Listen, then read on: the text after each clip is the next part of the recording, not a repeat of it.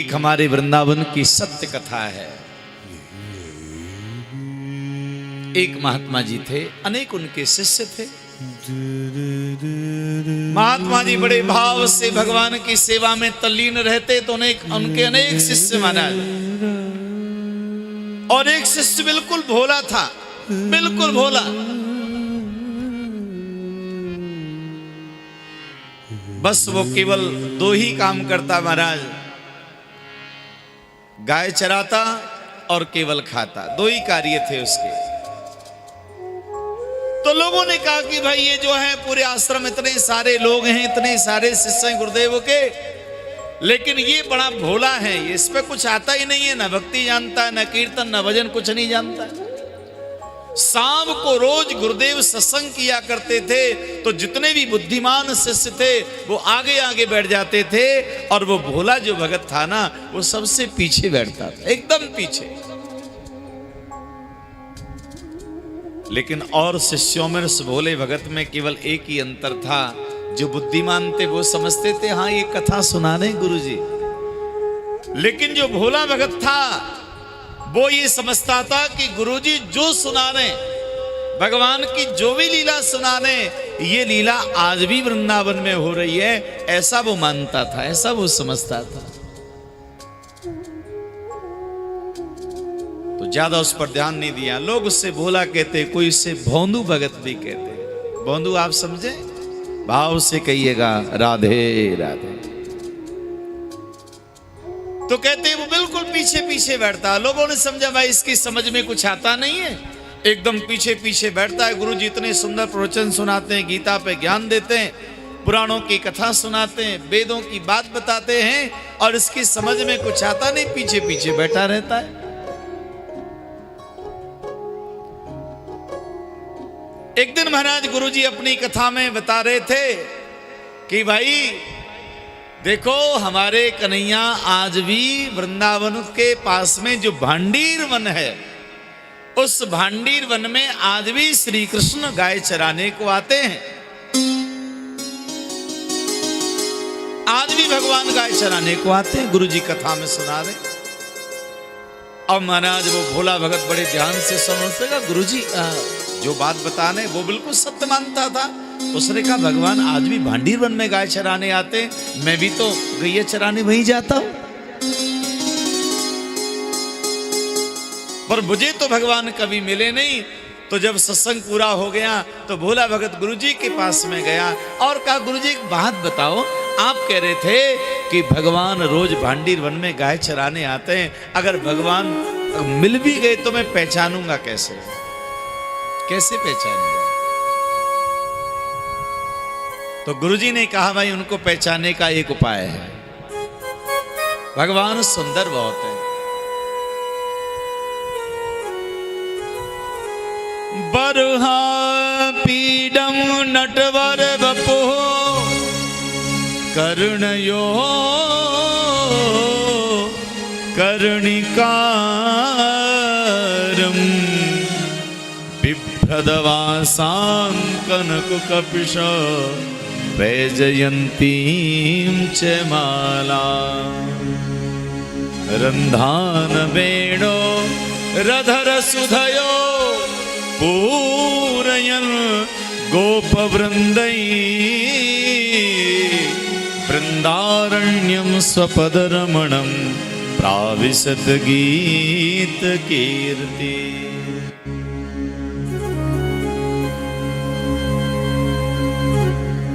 गुरुजी ने सत्संग के द्वारा बताया कि भगवान एक मयूर पंख पहनते हैं,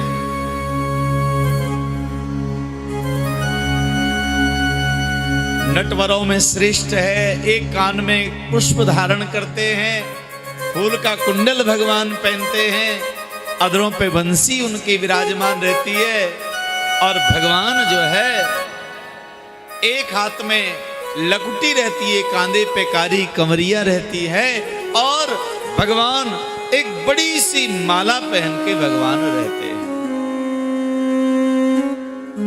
माला बहुत बड़ी है भगवान की, वैजयंतीं च माला, बड़ी लंबी माला है।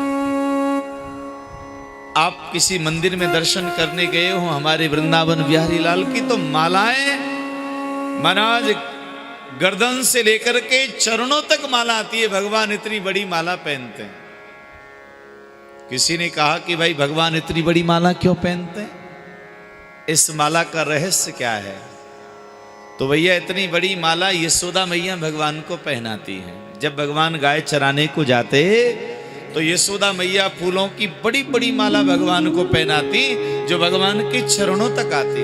क्यों? भगवान जब पहली बार गैया चराने को जाने लगे ना, तो यशोदा मैया कहने लगी, लाला तेरे बाबा से आज मैंने तेरे लिए चरण पादुका मंगवाई है, उन चरण पादुकाओं को पहन के जाना गैया चराने। भगवान कहने लगे, मैया फिर तो एक चरण पादुका से काम नहीं चलेगा, जितनी मेरी गैया हैं, जितने बछड़ा हैं न सबके लिए लेके आओ। यशोदा मैया बोली, लाला इतनी गैया इतने बछड़ा सबके लिए चरण पादुका कहां से आएंगे? भगवान कहने लगे, मैया अगर सबके लिए गैया बछड़ाओं को अगर चरण पादुका नहीं है तो मैं भी चरण पादुका नहीं पहनूंगा, नंगे ही पैर गैया चरावे जाऊंगा। तो भगवान नंगे पैर जाने के लिए तैयार हुए, तो यशोदा मैया को लगा कि ऐसा ना हो कि लाला के पैर में कंकड़ पत्थर कांटे चुभ जाएं। तो यशोदा मैया फिर क्या करती, बड़ी सी माला भगवान को पहनाती, और माला के पुष्प जब भगवान चलते टेढ़ी मेढ़ी चाल में, तो जो माला भगवान ने पहनी है उस माला के पुष्प भगवान के आगे गिरते जाते और भगवान उस पुष्पों पे चलते जाते। तो यशोदा मैया को लगता कि मेरे कन्हैया के जब चरण रखेंगे ना तो पहले पुष्प गिरेंगे और उनके ऊपर भगवान के चरण विराजमान होंगे, इसलिए लाला के चरणों में कोई कांटा कंकड़ नहीं चुभेगा, इसलिए मैया बड़ी सी माला पहना के रखी।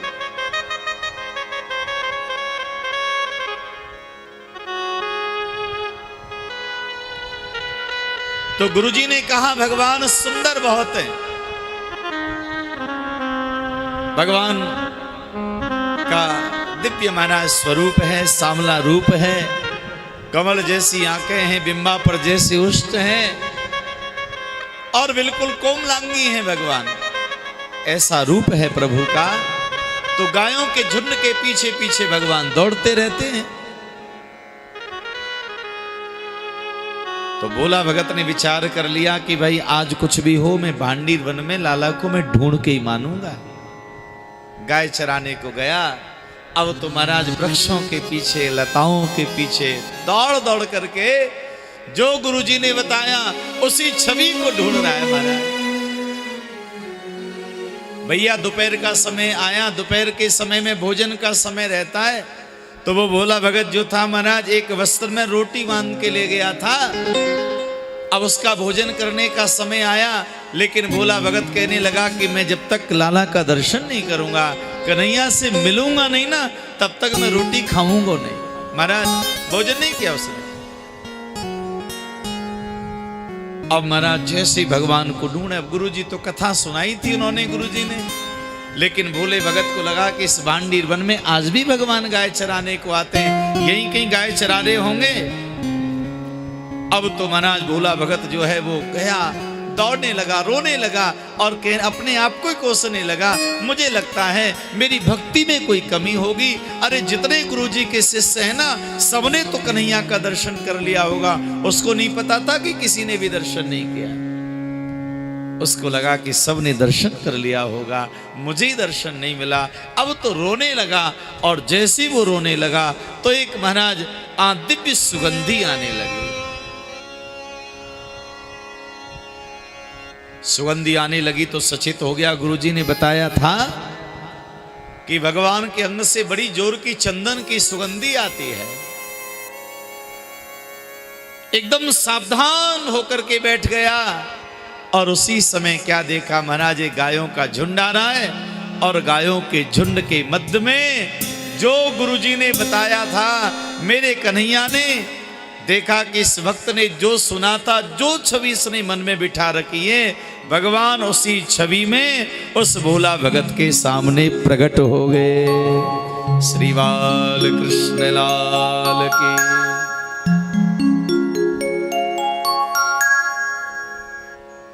महाराज गदगद हो गया, दौड़ के गया और भगवान के चरणों में गिर पड़ा, रो पड़ा। भगवान कहने लगे, भैया भोला भगत क्यों रो रहा है? कहने लगा, प्रभु सबको तो आपके दर्शन हो गए, मैं ही वंचित रह गया था, मेरी भक्ति में कोई कमी होगी।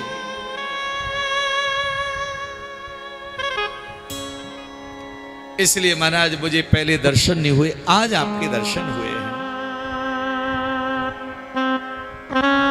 भगवान तो भगवान है। भगवान कहने लगे, भैया एक बात बता, पता था भगवान को इसने भोजन नहीं किया है, वस्त्र में रोटी तो लेके आया लेकिन अभी खाई नहीं है। भगवान कहने लगे, भैया कुछ भोजन लेकर के आया है? आज तो मेरी मैया ने भी थोड़ा ही भोजन रखी और वो मैंने पाली और पेट भरो ना है, अगर भोजन लायो हो तो बता। भोला भगत कहने लगा, कन्हैया लेके तो आया हूं लेकिन 2 ही रोटी है, एक तुम ले लो, एक मैं खा लूंगा। भगवान बोले, ठीक है भैया लाओ। अब तो महाराज देखा, महाराज वस्त्र को खोल के तो बा में 2 रोटी, एक भगवान ने प्राप्त कर ली और भगवान तो जल्दी इस रोटी को पा गए। भगवान बोले, भैया और लाओ। भोला भगत कहने लगा, अब तो लाला एक ही बची है और पूरे दिन मैं गाय चरा रहा, मुझे भी चाहिए। भगवान कहने लगे, हमें भूख जोर की लगी है भाई, अब ज्यादा नहीं तो इसमें से आधी तो हमें दे दो। अब तो महाराज कहा, ठीक है प्रभु आप आदि स्वीकार कर लो। भगवान तो आदि रोटी के चक्कर में पूरी पा गए, अब वो भगत भूखा रह गया। भगवान कहने लगे, देखो भैया बड़ा स्वादिष्ट भोजन बनता है आपके यहाँ, तो आप एक काम करना, कल से पर्याप्त भोजन लेके आना, हम रोज साथ में ही भोजन किया करें। अब तो महाराज बड़ा वो गदगद भगत बड़ा प्रसन्न होकर के गया और इतना मंत्रमुग्ध, इतना प्रसन्न कि महाराज पूछो मत। अब अगले दिन उसने क्या किया कि देखा कि भगवान आते ही हैं भोजन के लिए, तो उसने बहुत सारा महाराज भोजन रख लिया, वस्त्र में बांध लिया और जैसे उसको लेकर के महाराज वो चलने लगा तो गुरुदेव ने कहा, भाई भोला भगत इतना सारा भोजन लेकर के कहां जा रहा है? कहा, गुरुदेव कल आप सत्संग में सुना रहे थे ना कि वो कन्हैया गाय चराने को भांडीर वन में आता है, आज मुझे मिल गया वो, और यहां से जो 2 रोटी लेकर के गया था वो दोनों रोटी तो कन्हैया नहीं पाली, मैं तो भूखा ही रह गया और वो कन्हैया भी भूखा रह गया, इसलिए मैं ज्यादा भोजन लेकर के जा रहा।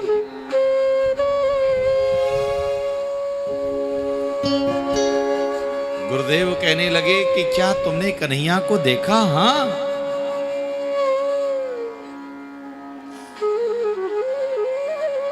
गुरुदेव समझ गए कि भोला भगत जो है भले बेचारा कुछ जानता नहीं है, भोला है, पर एक इसकी आदत ऐसी है, कभी ये झूठ नहीं बोलता है।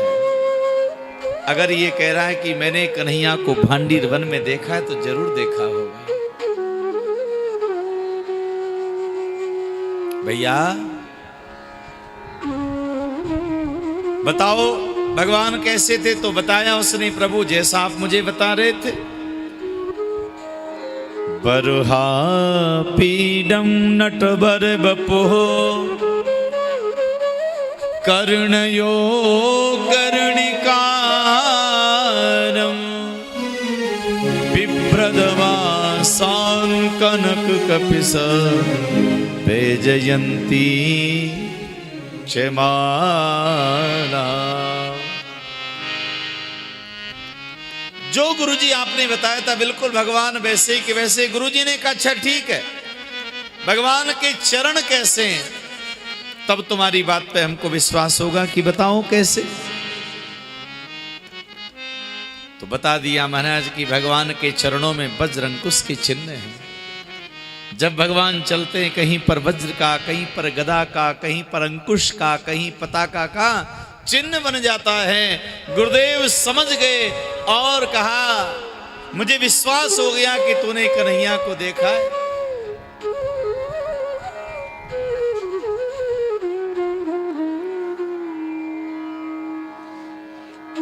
भक्त कहने लगा गुरुदेव अरे वो कन्हैया मेरे मित्र बन गए, मेरे सखा बन गए। वो भैया तेरे सखा बन गए तो एक काम करो ना, कल आश्रम में लेके आओ, उनको यहीं लेके आओ,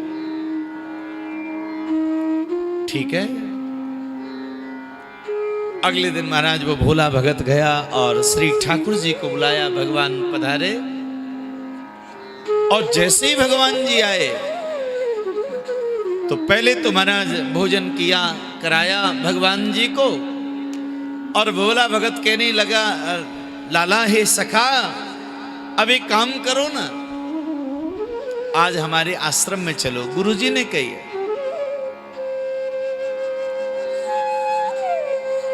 भगवान कहने लगे भैया तुम तो हमारे मित्र हो, पर हम इस प्रकार से सबसे नहीं मिलते हैं। कहा महाराज मैं तो गुरुदेव को कह के आया हूं कि मैं भगवान को लेकर के आऊंगा, और आप यदि इस प्रकार से मना करोगे तो फिर कैसे बात बनेगी प्रभु, आपको चलना पड़ेगा।